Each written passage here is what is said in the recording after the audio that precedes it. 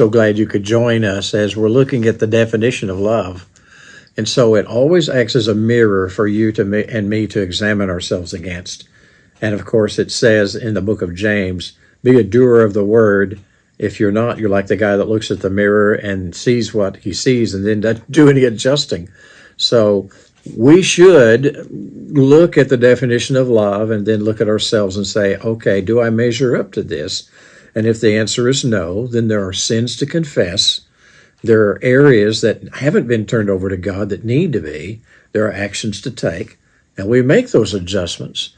And if you please, you go to your Gethsemane and you don't come out until you can say, not my will be done, but thine. That's your Gethsemane that you go to every day. Remember, denying yourself and then taking up your cross. Yeah. And so here we're talking about the character of God. And remember, 1 John 4:8 describes God in one word. I love simplicity. Now it is more complicated than that, but really everything falls under the fact that God's character is described by love. 1 John 4:8, he that loveth not knoweth not God, for God is love. Okay? And God's eternal. And so if we're talking about God's agape love, which is characteristic of God and God only, and the Spirit of God lives in you, and you're under the Spirit of God's control, it won't fail. It'll persevere. It'll keep on going. And so in this passage, 1 Corinthians 13:8, it says, love, agape love, not romantic love, not brotherly love, agape love never fails. But if there are gifts of prophecy, they will be done away. If there are tongues, they will cease. If there is knowledge, it will be done away.